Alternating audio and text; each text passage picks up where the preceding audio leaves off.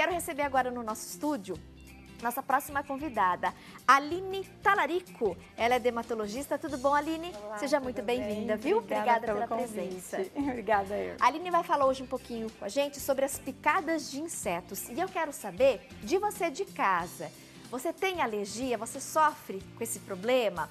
Tem alguma receitinha caseira que você costuma fazer na sua casa para aliviar a coceira e o incômodo? Mande pra gente através das redes sociais, Facebook, Instagram ou através também do nosso call center. Liga pra nossa emissora, participa do sorteio do dia e mande sua dúvida. A gente tem aí vários questionamentos em relação às picadas de insetos, recebemos perguntinhas do pessoal de casa e nós queremos saber também os mitos e verdades envolvendo esse assunto, né? Tem muita coisa que o pessoal acaba falando, a gente acaba reproduzindo, sem saber se de fato aquela informação procede ou não, né? Eu acho que todos nós temos receitas caseiras e muitas delas não servem tanto, mas não tem como a gente deixar de fazer. A avó fala, o tio fala e a gente vai fazendo e reproduzindo e hoje a gente vai tirar essas dúvidas todas por aqui. Estamos para isso. Nossa produção já está providenciando aqui nossa primeira afirmação para a gente saber, né, se é mito ou verdade. Enquanto isso, a gente vai conversando com a Aline. Aline, por que algumas pessoas acabam desenvolvendo alergias a esses insetos e outras são picadas e praticamente não fica vermelho, praticamente não coça? O que muda no corpo de organismo para organismo? Isso é uma predisposição individual, né? Igual pressão alta. Existem pessoas que têm maior predisposição. Óbvio, existem os riscos para cada um, sim, mas é mais uma predisposição genética do que uma causa específica. Não tem nenhum fator externo que vai influenciar isso. É o organismo da pessoa mesmo. Exato, exato. Normalmente, por exemplo, pacientes que têm já, sabidamente, rinite alérgica, asma ou então dermatite atópica, esses pacientes, eles têm uma propensão maior a desenvolver isso, porque é um paciente que já apresenta um estado alérgico global. Então, a picada de inseto tem uma propensão maior a desenvolver alergia nesses pacientes. Mas não é necessariamente um fator, entende? Não é igual a outras doenças em que a gente tem uma causa efetiva. Isso é mais uma predisposição genética mesmo. Coçar a região afetada pode causar mais coceira e espalhar o veneno do inseto? Isso é uma verdade, né? Em relação à coceira. Por quê? A coceira, tem vários ditados populares que falam acerca de coceira. Então, quanto mais a gente coça, mais a gente quer coçar. Isso degranula os mastócitos e as substâncias que estimulam o prurido. Então, quanto mais a gente coça, mais queremos coçar. Então, o ideal é não coçar, tentar usar outras técnicas para que isso não aconteça. E, além disso, a coçadura, o ato de coçar, a unha é suja, a mão é suja, aumenta o risco de infecção. É super importante lembrar sempre de lavar o local com água e sabão, de preferência água fria, para diminuir o processo inflamatório e também lavar bem as mãos para evitar essa infecção no local. Então, coçar a região afetada pode causar mais coceira e espalhar o veneno? Sim, isso é uma verdade. Você que está em casa, evite então, né? Coçar. Quanto mais você coçar, mais incômodo e mais coceira vai dar na região ali que foi picada pelo inseto. Passar o álcool ou vinagre na pele após a picada ajuda a evitar a coceira? Álcool e vinagre? É um mito, né? O álcool, ele não neutraliza, o vinagre também não vai neutralizar. Essa seria a linha de raciocínio que a gente faria, não tem essa relação, na verdade. O álcool vai só desidratar mais a região, pode melhorar em termos de micróbios, né? Então, a coçadura que a gente faria mataria esses micróbios. Mas não é indicado e é um mito, não se deve passar isso. Muito, muito. As pessoas costumam aplicar o álcool, até acho que mais que o vinagre, na região, imaginando que vai melhorar o processo, né? Não, infelizmente não nos ajuda muito, não. Então, infelizmente, gente, tá aqui, é um mito, tá? Não façam isso em casa. E a gente segue reforçando aí a participação do nosso público. Você que está acompanhando o nosso programa, mande pra gente qual é a sua dúvida. Você tem alergia? Quer conversar com a nossa dermatologista? Participe pelas redes sociais ou ligando aqui no nosso call center. Aplicar sal na região onde levou a picada pode aliviar a coceira? O sal eu nunca tinha ouvido falar. E você sabe que em redes sociais é super comum se falar do sal, rede social não, né? Mas em internet, essas coisas, eles falam muito acerca do sal. Na verdade, não existe nenhum estudo científico que comprove a ação do sal como uma melhora, mas é muito comum nas receitas caseiras. Mas não existe estudo científico que fale acerca disso. É um tema um pouco controverso, então não oriento a fazer, tá bom? Você não orienta? Não, de jeito nenhum. Perfeito. Então, gente, não apliquem sal, tá bom? Nessas picadas de insetos, nem nas misturinhas caseiras que muita gente está acompanhando aí, muitas pessoas acabam fazendo em casa. Alguns tipos sanguíneos atraem mais os mosquitos? Então, vamos começar um passinho antes. O que atrai os mosquitos?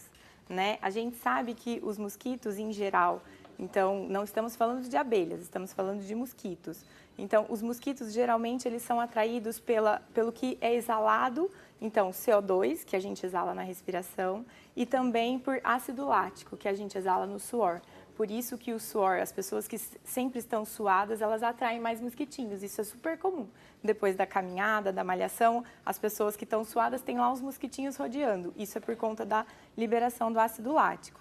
Então, assim, os tipos sanguíneos não têm grandes relações com a atração dos mosquitos, tá bom? Então, com relação a isso, não existe nada acerca disso. É um mito. Então, a gente pode afirmar, né, que é um mito. Independente do meu tipo sanguíneo, eu não vou atrair mais ou menos mosquitos. Mas o fato, como você disse, de eu estar suada, a transpiração vai liberar esse ácido do nosso corpo e isso sim vai atrair os mosquitinhos. Ou seja, da academia para o banho. Boa, adorei. A gente vai seguir aqui com as nossas dúvidas. Mito ou verdade? Alguns hidratantes usados na pele podem atrair insetos? Então, vamos à afirmação. Nós estamos falando de insetos. Quando falamos insetos, incluímos mosquitos, abelhas, pernilongos, todos eles. Então, é importante a gente lembrar que, assim, para pernilongo não existe...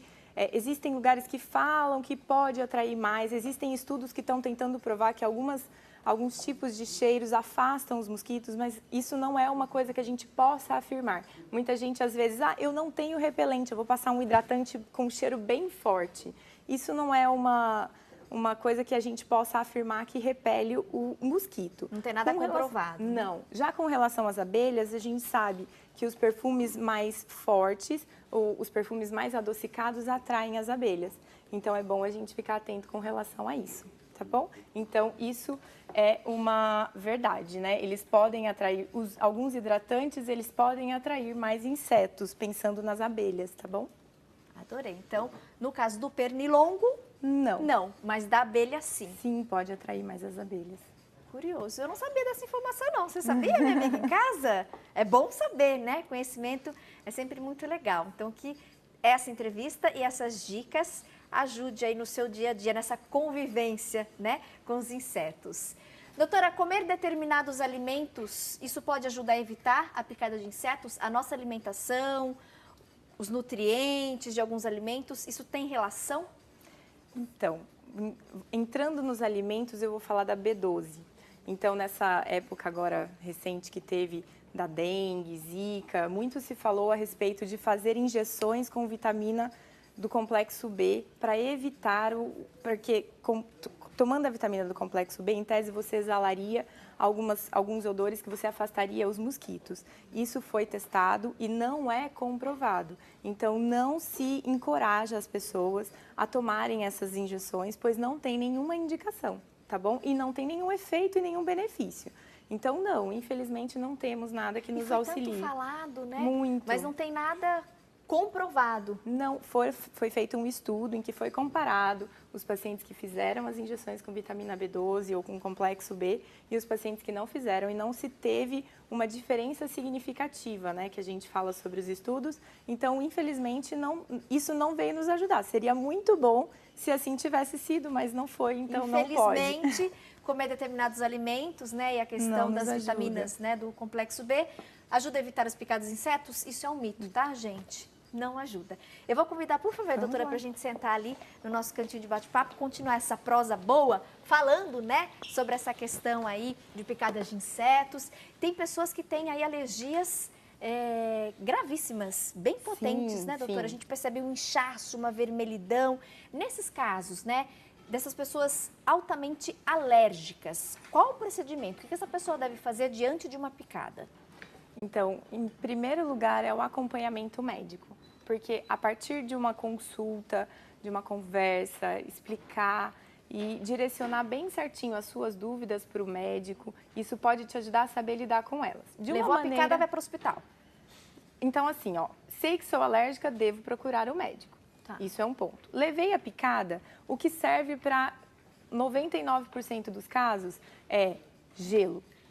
Porque o gelo vai diminuir o processo inflamatório, vai fazer com que menos vasinhos corram naquela região. Então, a gente tem menos sinalização de que existe um processo inflamatório e alérgico nesse local. Então, a reação vai ser menos importante, entende? Então, assim, o gelo vai nos auxiliar muito nesse ponto. Mas os pacientes que são alérgicos, então, por exemplo, eu levo uma picada na mão. O paciente alérgico, além de fazer um processo inflamatório muito importante na região, então que podem formar até bolhas, realmente bolhas grandes e extensas, isso acontece principalmente em crianças, principalmente naquelas crianças que a gente tinha comentado, que tem rinite alérgica, asma brônquica, que já tenham dermatite atópica, essas crianças precisam ser tratadas. E o tratamento não dá para ser um tratamento caseiro convencional, a gente precisa sim de uma orientação médica. E aí vão as pomadas, os corticoides, os antistamínicos. Na verdade, os antistamínicos seriam os orais, porque as pomadas não têm muita ação nessa região. E aí a gente pode chegar até a ter que fazer uso de corticoides orais para poder controlar essa reação alérgica. Algumas pessoas que têm, por exemplo, alergia à picada de abelha, muitas, eu até conheço algumas, elas até andam com uma medicação para um caso de emergência, se for picada, fazer o uso até por recomendação médica. Então, Isso. é muito sério isso, né? Isso, muito, muito sério. As abelhas, elas não nos picam, elas nos ferroam. Por quê? Não é que é diferente dos mosquitos, que vêm até nós para poder se alimentar do nosso sangue. Já as abelhas, elas só nos picam quando elas se sentem ameaçadas. E elas ferroam porque através do ferrão, elas inoculam o veneno na gente. Então, elas deixam o ferrão na nossa pele e esse ferrão que libera o veneno. O veneno, exatamente. Então, é muito importante os pacientes que tenham reações alérgicas importantes desde a primeira picada, porque não é um caso em que a gente tem uma primeira reação já exacerbada. Normalmente, o que acontece, nós temos uma primeira picada e ocorre uma reação. E ela é preditiva, ela é que nos diz qual a chance de uma segunda picada ser tão importante, ou até mais importante, levando até um choque anafilático. E isso nos direciona ao tratamento, para fazer dessensibilização, as vacinas que os pacientes dizem. Então, é super importante saber reconhecer o que foge daquele normal e procurar ajuda para que a gente possa ser direcionado da melhor maneira possível. Volto para a gente continuar essa prosa, tá?